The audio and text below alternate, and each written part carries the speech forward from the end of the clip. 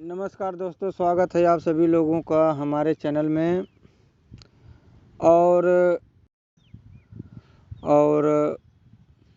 मैं आज सभी लोगों को देखो, सबसे पहली बात तो यह है कि मुझे एक ऐसा कोई व्यक्ति बताइए कि जिसे धन की समस्या ना हो या फिर उसे धन नहीं चाहिए, या फिर ऐसा कोई व्यक्ति हो जो धन नहीं कमाना चाहता हो, धन संपत्ति से उसका मोह ना हो और लोग यही चाहते हैं कि मेरे पास अथाह संपत्ति हो, मैं अथाह संपत्ति का मालिक बनूं,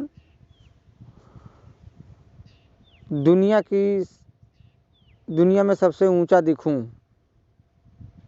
लोग इस आपाधापी में रहते हैं कि मुझे नित्य धन प्राप्ति होता रहे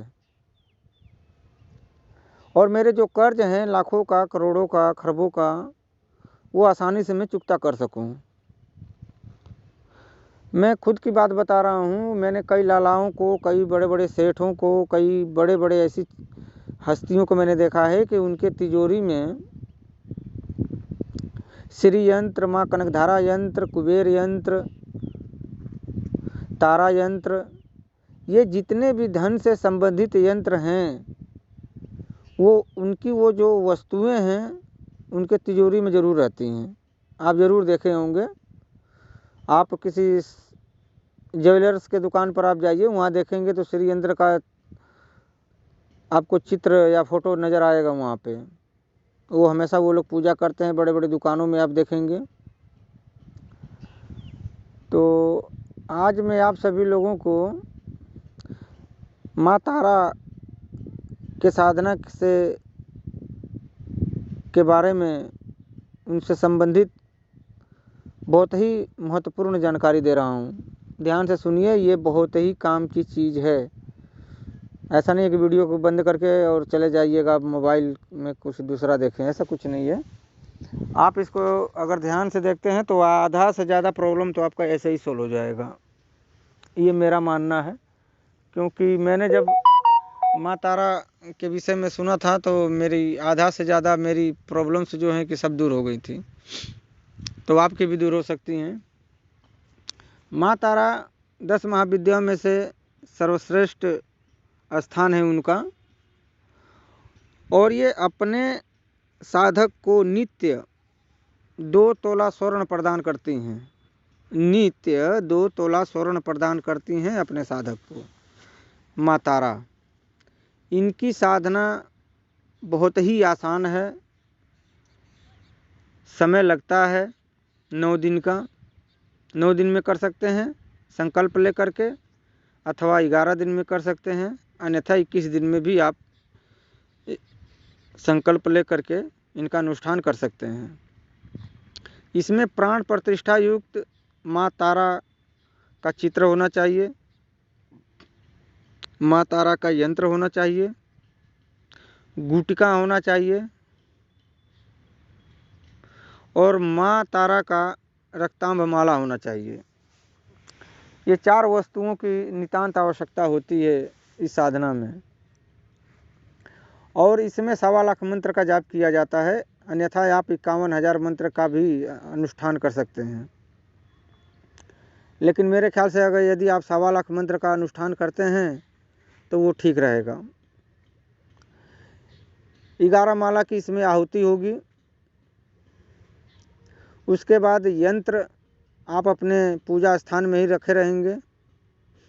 माला को आपको धारण करके रखना है 21 दिन तक। उसके बाद माला को आप विसर्जन कर सकते हैं, लेकिन यंत्र आपके पूजा स्थान में रहेगा। गुटका को भी आपको विसर्जन कर देना है। चित्र और यंत्र आपके पूजा स्थान में रहेगा।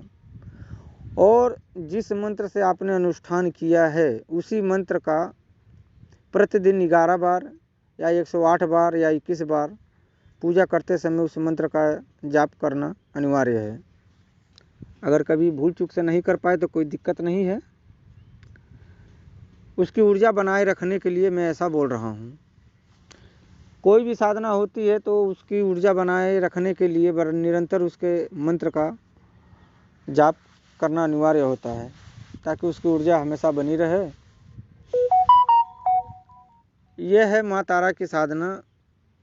12 साल के बच्चे से लेकर के बूढ़े तक व्यक्ति भी इसे कर सकते हैं। स्त्री पुरुष कोई भी कर सकता है। किसी भी जाति धर्म किसी भी वर्ण का व्यक्ति हो इस साधना को कर सकता है। मैंने यह साधना कई लोगों को दी है और इस साधना के माध्यम से लोगों ने करोड़ों करोड़ों रुपए का अपना कर्ज को चुकता किया है बहुत ही कम समय में। और मैं ये साधना आप लोगों को इसलिए बता रहा हूँ कि सबको इस समय पैसे की अत्यंत आवश्यकता है।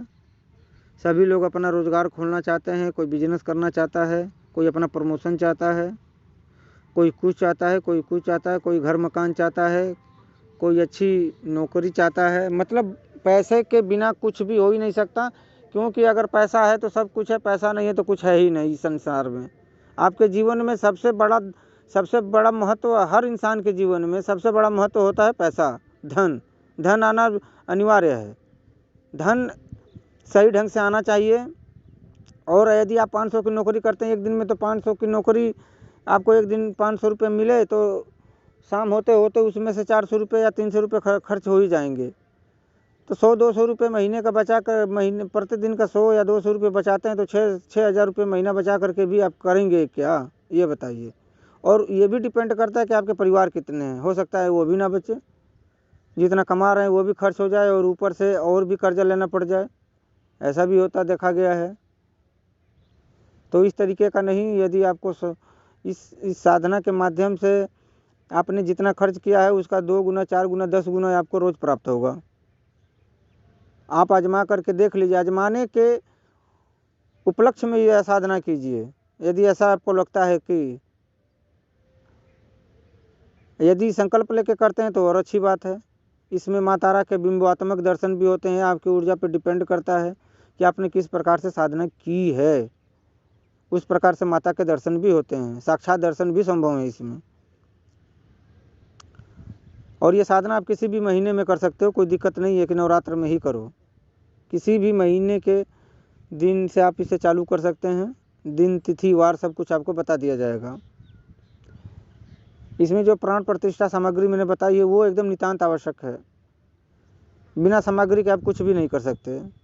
कहने का मतलब यह है कि मैंने एक मोबाइल आपको दे दिया, एक मोबाइल मेरे पास है, जब तक उसके अंदर सिम कार्ड नहीं लगाओगे तब तक वो काम नहीं करेगा। काम भी करे कैसे करेगा, जब तक मेरा नंबर नहीं डायल करोगे तो मेरे से बात नहीं होगी। ठीक इसी तरीके से जो यंत्र है, माला है, तो वो मान के चलिए मोबाइल है, सिम कार्ड है, बैटरी उसकी ऊर्जा है। ऐसे ही आपको चार्ज होना बहुत अनिवार्य है।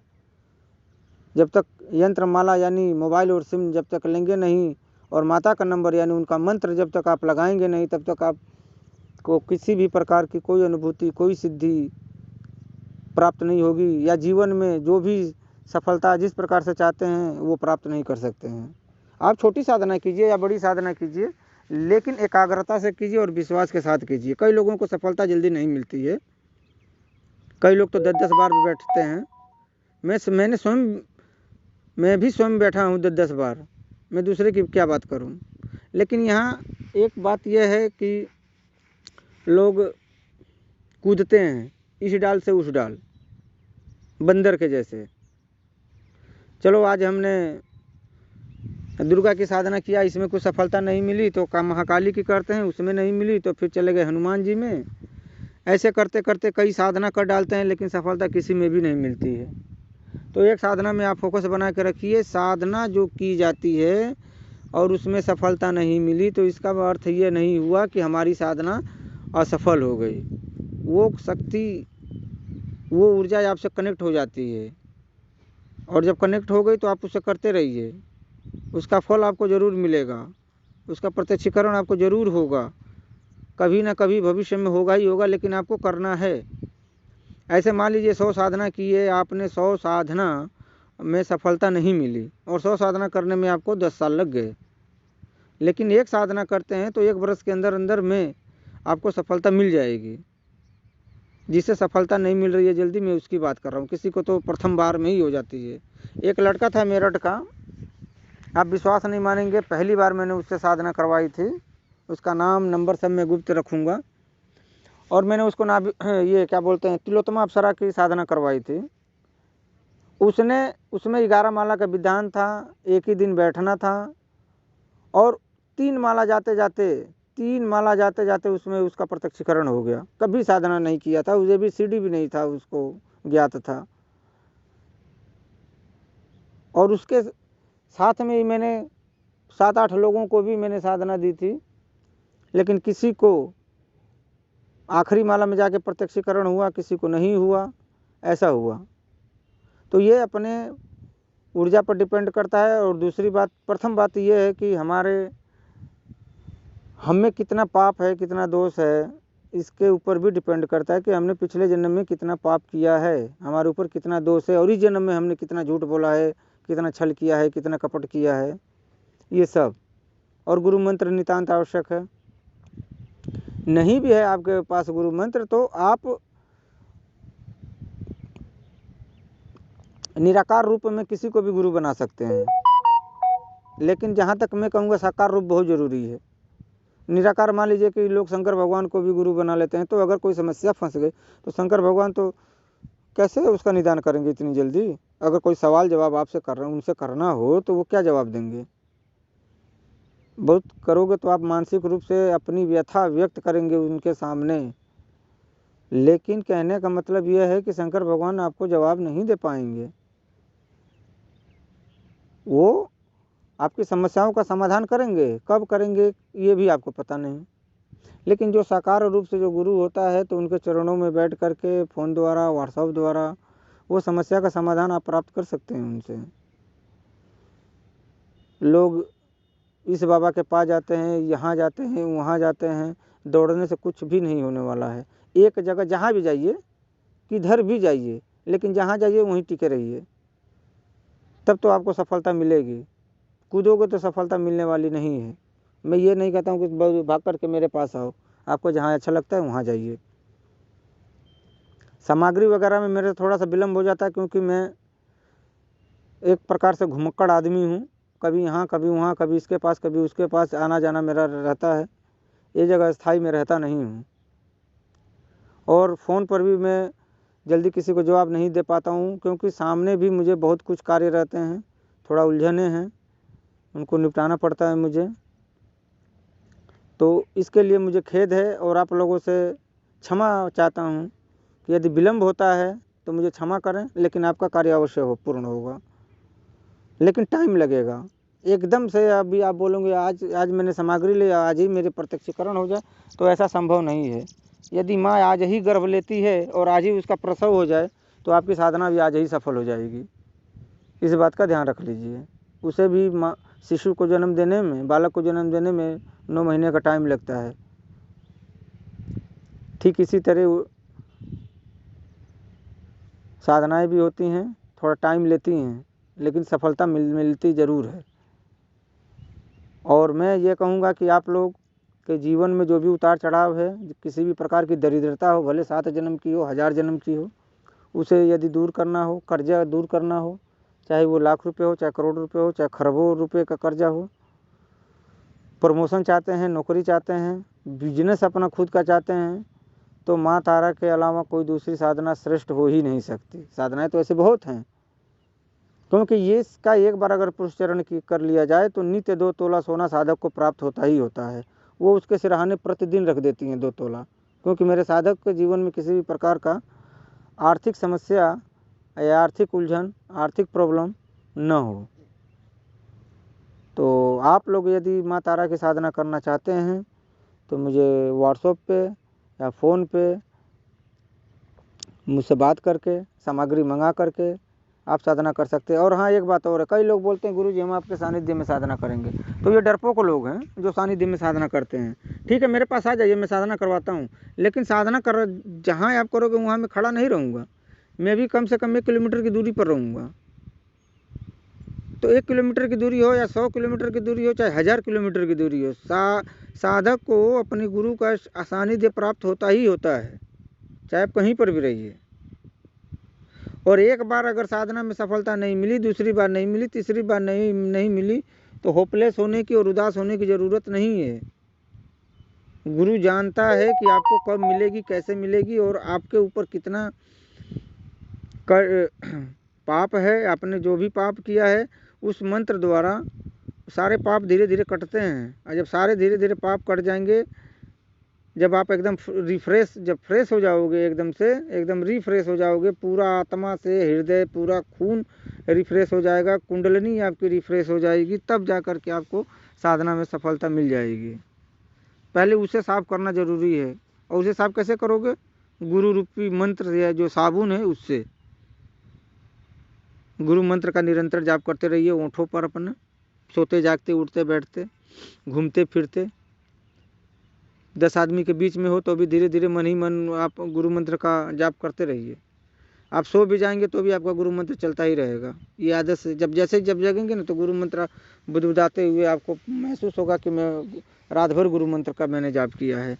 तो वो सब गुरु मंत्र जितने भी आप जाप करोगे वो सब काउंट हो जाएगा। जितने भी पाप हैं वो सब धीरे धीरे क्षय हो जाते हैं, जितने भी दोष है सब खत्म हो जाते हैं। इसीलिए आप गुरु मंत्र का निरंतर जाप करते रहिए। गुरु के प्रति श्रद्धा, विश्वास, समर्पण, संयम का भाव रखिए। आपकी साधना जरूर सफल होगी। मैं माँ जगदम्बा से ही प्रार्थना करता हूँ कि संसार में जितने भी व्यक्ति हों, सब जितने भी साधक हैं, सबकी साधनाएं सफल रहें। और अपने बड़ों का आदर करें, सम्मान करें, परिवार का भी आदर सम्मान करें। किसी के ऊपर चिड़चिड़ाइए मत। जो हो रहा है उसे होने दीजिए, लेकिन परिस्थिति को अपने कंट्रोल में करने की कोशिश कीजिए। ऐसा नहीं है कि झगड़ा करके, मार करके, किसी को गाली दे करके परिस्थिति को आप कंट्रोल करेंगे तभी जा करके कंट्रोल होगा। नहीं, प्यार से होता है। सब प्यार से कंट्रोल कीजिए आप। धीरे धीरे सब आपके फेवर में हो जाएगा। सारे कर्ज जितने सब दूर हो जाएंगे। और ज़्यादा दिमाग लगाओगे तो भाई, अब ज़्यादा दिमाग लगाने वालों का तो कोई इलाज नहीं है मेरे पास। शांत स्वभाव से जितना रहोगे, भगवान की कृपा उतनी ही आपके ऊपर, आपकी इष्ट की कृपा, आपके पूर्वजों की कृपा आपके ऊपर बनी रहेगी। और ज़्यादा चिड़चिड़ापन करोगे तो कुछ भी नहीं होने वाला है आपका। इसीलिए मैं बोलता हूँ कि साधना में हमेशा संयम की ज़रूरत है। और घर गृहस्थी चलाने के लिए ऐसा नहीं है कि आप साधु का रूप धारण कर लो तभी जा कर के आप पूर्ण रूप से साधक कहलाएंगे। ऐसा नहीं है। घर गृहस्थी चलाते हुए भी आप साधना कर सकते हो। समझ गए? तो ये मेरे 2 शब्द थे आप सभी लोगों के लिए। एक छोटी सी साधना, महाविद्या की साधना, माँ तारा के बारे में मैंने बताया। और जीवन क्या है, जीवन को कैसे अपने जीवन को कैसे लेकर के चलना है। क्योंकि आप हैं तो आपसे कई लोग जुड़े हुए हैं, आपका परिवार जुड़ा हुआ है, आपके सगे संबंधी आपसे जुड़े हुए हैं, सभी लोग हैं। तो आप कोई रास्ता निकालोगे। जब आप रास्ता निकालोगे तो सबके लिए रास्ता निकल जाएगा। क्योंकि एक परिवार में कोई एक व्यक्ति यदि साधना कर लेता है तो उसका लाभ पूरे परिवार को मिलता है। तो आप साधना कीजिए और अपने गुरु के संपर्क में बराबर बने रहिए। साधना जरूर आपकी सफलता होगी, सफल होगी। इसी के साथ मुझे आज्ञा दीजिए एक छोटे से वीडियो के साथ। हो सके तो इस चैनल को आप लोग सब्सक्राइब कर लेना, चाहे नहीं करना ये आपके ऊपर है। लाइक कर देना, चाहे मत करना, शेयर करना, चाहे मत करना। ठीक है। माँ जगदम्बा आपकी हमेशा रक्षा करें। जय महाकाल, जय माँ कामाख्या।